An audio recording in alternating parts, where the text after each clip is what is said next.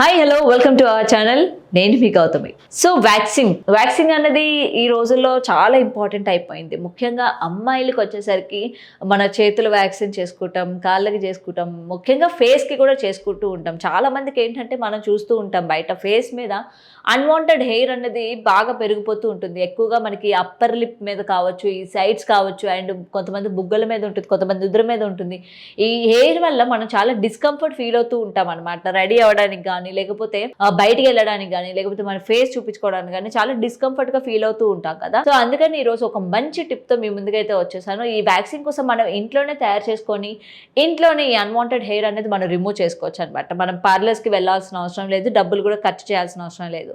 మన ఇంట్లో ఉన్న ఒక 3 ఐటమ్స్ తోని చక్కగా ఇంట్లోనే వ్యాక్సిన్ చేసుకోవచ్చు.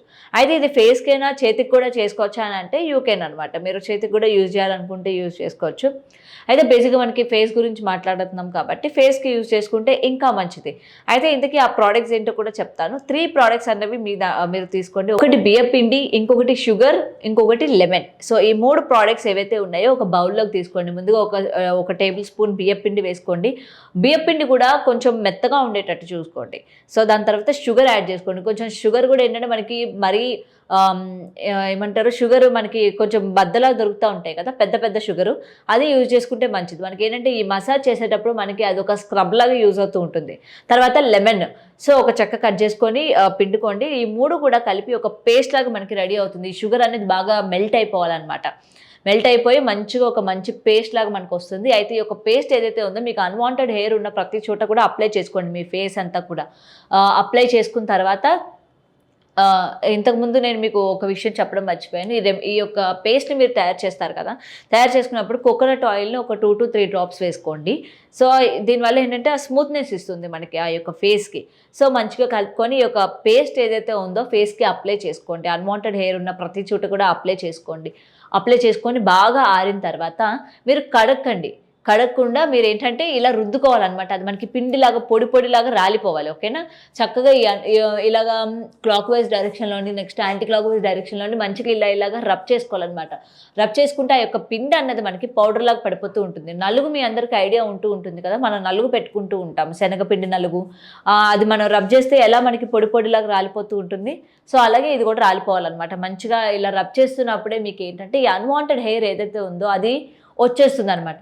కాబట్టి మీరు వాటర్తో కడుక్కోకుండా అది ఆరిపోయిన తర్వాత చక్కగా రబ్ చేసుకోండి. అన్ని చోట్ల రబ్ చేసుకున్న తర్వాత ఈ రబ్ చేయడం వల్ల ఏంటంటే మీ యొక్క మజిల్స్కి కూడా మీరు ఎక్సర్సైజ్ ఇచ్చినట్టు అవుతుంది. మీకు ఫేస్ నుంచి కూడా బ్లడ్ సర్క్యులేషన్ బాగా అవుతుంది, యొక్క బ్రైట్నెస్ తీసుకొస్తుంది, మీ యొక్క ఫేస్లో గ్లోయినెస్ తీసుకొస్తుంది.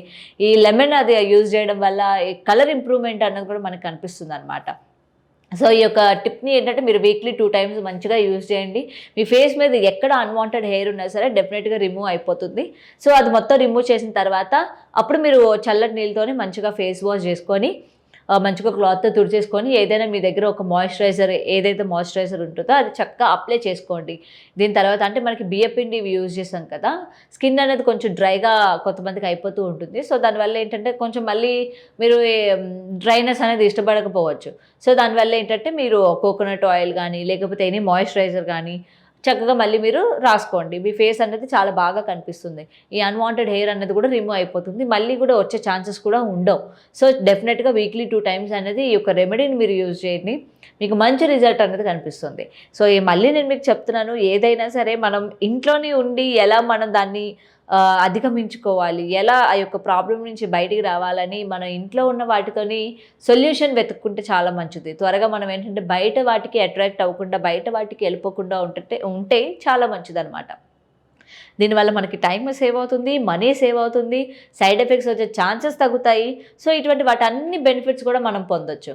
సో ఈ టిప్ మీకు బాగా నచ్చిందని అనుకుంటున్నాను. డెఫినెట్గా వీటిని అయితే మీరు యూజ్ చేయండి.